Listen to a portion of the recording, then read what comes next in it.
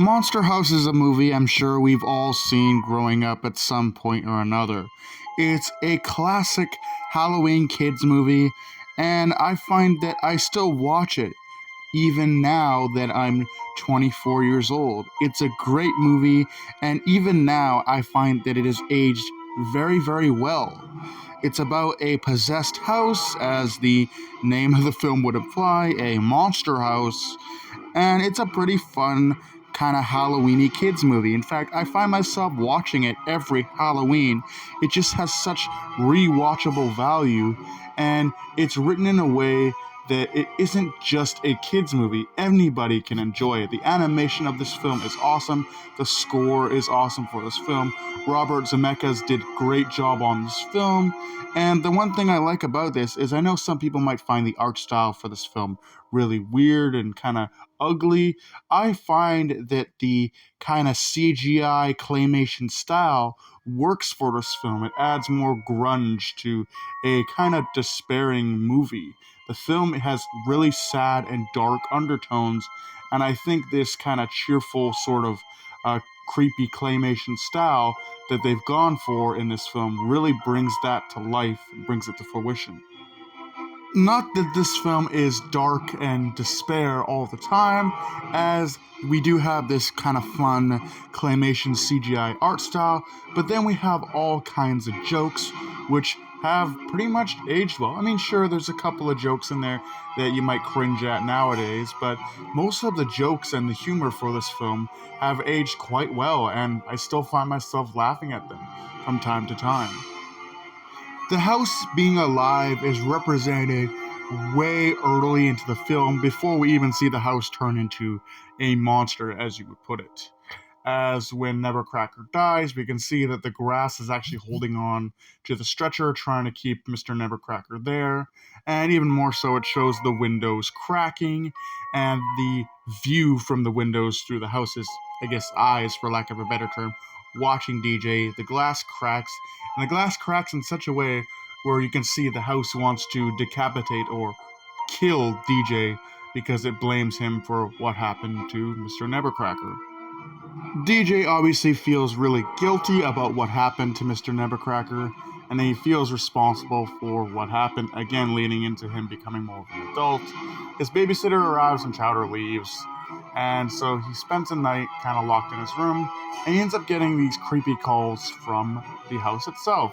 Mr. Nevercracker is not alive anymore, or at least not to DJ's knowledge, and so DJ thinks that he's being haunted by the vengeful spirit of Mr. Nevercracker. He calls the number back and he can hear it ringing from across the street. The creepiest thing about that is as he's staring into the darkness, looking at the creepy house from across the street, these shutters open up, which causes DJ to jump back. He then looks at the window again and realizes that the shutters are down again. DJ then proceeds to have a nightmare when he falls asleep about the house having a creepy hand coming over and attacking him while he's asleep. He wakes up and he looks at the house once more and he is jump scared by Z and her boyfriend. Unknown to us at the time, Z was not supposed to have boyfriends over, and DJ makes this crystal clear. However, they do proceed to mess around with DJ and break his childhood toy. They leave, and DJ just goes back to sleep and then eventually wakes up again and leaves the house. He finds Z and Bones talking about Mr. Nevercracker, and Bones tells Z how he used to have a really awesome kite that he could fly so high that you couldn't see it. Z is upset because she realizes that he took his kite, and so they have a bit of an argument and Z kicks Bones out. Bones, in his drunken state, decides to go over to Constance, the monster house in question, and starts jumping around on the grass, pulling grass out of the ground, and kicking the house. The house then opens its doors by itself and shows him his awesome kite. He slowly seems to be entranced by this. He walks up to the house to grab his awesome kite. The doors shut and the house carries him into the darkness. Like, how dark is that in a kid's movie nonetheless? But hey, this is darker times, I guess, and you were allowed to get away with some stuff like that. So with that being said, DJ is on his way to a construction site. And in this construction site, it looks like they're getting ready to put some apartments in. And DJ meets up with Chowder, who is messing around with a machine, a construction machine, and DJ talks to Chowder about what's happening with the house, and Chowder agrees to help DJ as long as he goes trick-or-treating with him this year. So they then go up to the house. Chowder does not believe DJ, and so he goes up to the house to try to elicit a response to just prove to DJ that it's not real, it's in his head. However, when he rings the doorbell, the house gets very angry. It wakes up, it shows its true form. It shows sharp teeth and glowing yellow eyes, and with a tongue that's made out of a long carpet, it chases them across the street and angrily roars at them as they enter the house.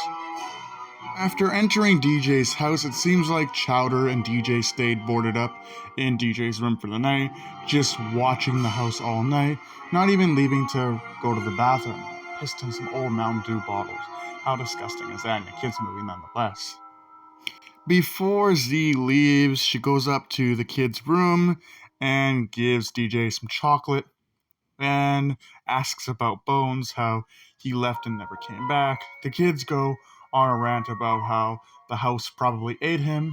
Bones, not wanting to listen to this, just leaves and packs up and goes home. They go across the street because another kid has decided to walk up to the house, the same kid that sold Z the chocolate that she gave to DJ. And they go up to her and they tell her to stop. And the weird thing about this is she thinks that they're disabled, which is so weird to hear a kid's movie talk about, like disabled people, and just be like nonchalant about it. She goes up back to the house, and the house becomes alive and starts attacking. It uses the sidewalk pieces, it shoots them up in the air via pipes, and starts lowering this little girl into its mouth.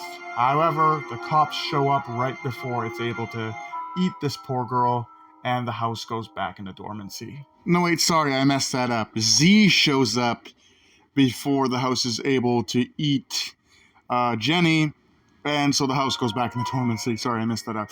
We will get to the cops scene very shortly. So they go back into DJ's house, and Z leaves. And so they go up into the room, and they talk about what just happened. The boys are obviously hitting on Jenny, and so Jenny asks to use the phone so she can talk to her mom. Her mom naturally does not believe her, and so they come up with a plan to try to take down Constance, the monster house. So the kids decide to call the cops, and the cops show up in front of Constance, the monster house, and the cops naturally do not believe the kids, so they think that the kids are just making this up and they're pretending. So they tell the kids to go home. The kids go home, and being stumped on what to do, the kids decide to go to a pro gamer in the form of Skull, who plays a video game called Thou Art Dead at the local diner. Skull tells them that he's been to various Comic-Cons and comic book conventions, and there are stories called Domo Taciphilis, which talks about a human soul being trapped inside of a house made of wood and brick, creating a rare form of monster. The only way to kill said monster is by attacking the source of life, its heart. The kids neglect that there is no heart inside of the house, and Skull's like, you might be right about that, right before he pops out of there. He leaves, and he tells the kids, happy, have fun dying, basically. And that's it. The kids go back to the scene of the crime, and they discover that ever since Nebby Webby, Mr. Nebbercracker, died, there's been smoke coming out of Constance's chimney. And they realize that the furnace is the heart of the house. So, with that, they devise a plan to steal cold medicine from Chowder's dad's store and fill a dummy up with said cold medicine. The house will think it's a person, and it will eat it and go to sleep. But before they're able to finish their plan, the cops show up again, find them fucking with Nebbercracker's house, and they get really upset. And they lock the kids in their cruiser and go to investigate the house. However, they are unfortunately killed by Constance and Ethan. And so are the kids, unfortunately. They get stuck inside the house. They find out Constance, the Gigantus, who used to be Nevercracker's wife. And so the house eventually finds out that they are inside and they didn't die inside the car. So the house begins to get rid of them, sending Chowder a bunch of killer slinkies and using the house's pipes to trap Jenny. Chowder manages to escape and tries to save his friends. Jenny realizes that they need to use the uvula, which is in the form of a chandelier, to get themselves out. So she pulls on that, the house pukes them out, and Nevercracker arrives. It turns out he did not die of a heart attack, but rather was saved from the hospital. He comes back home to his house, and the kids tell him what happened, and they knew that he didn't kill her. Nevercracker explains that he never killed Constance. He loved her. She was a carny known as the woman as big as a house. Ironic, isn't it? And he thought she was amazing, so he took her away from that carny life and decided to build a house. He rented a lot, and they started building a house. However, for Constance, things were not too good. People were still bullying her and throwing stuff at her. So on Halloween, a couple of kids decided to egg their house and throw shit at Constance. Constance did not like this at all, so she started to pick up an axe and throw things around back at them. She started waving the axe around, and Nevercracker told her to calm down, that they're just kids, and that as long as he's here, he won't let anyone hurt her. However, Constance is still very upset and starts to wave the axe around. Nevercracker tries to stop her, but is accidentally knocked out, and Constance falls into the house and is caked in cement and dies. Nevercracker says that he finished the house because he knew that what she was wanted. However, the house was still alive with Constance's spirit, and he says that she will attack anyone that comes near. So all the times that Nevercracker stole kids' toys and told them to leave and yelled and screamed at them wasn't because he was a mean old man, but because he was protecting them. He's actually a very nice old man. DJ tells Nevercracker that he'd like to help him let go of Constance. Constance is filled with rage. She lets the trees around her property merge into the side of her walls, giving her these pair of janky dead tree legs. She roars at all of the characters and begins chasing them down the street. Now, something that I always even asked as a kid was how nobody is even witnessing or hearing this. Like, this is a closed-in suburban neighborhood with houses literally right next to each other. And this thing is walking down the street, destroying power lines and smashing cars and potentially destroying buildings too. Nobody hears this. Nobody talks about this. Why? Anyway, so the house chases them, and Nevercracker tries to blow up Constance. Constance gets understandably very upset, and she grabs Nevercracker. Chowder shows up with a construction vehicle and starts attacking Constance. Constance is obviously in pain, so she throws Nevercracker aside, and Nevercracker gives DJ the dynamite and tells him to finish this for him. So they proceed to have an awesome action sequence where Chowder fights the monster house and, is using the construction vehicle to attack it.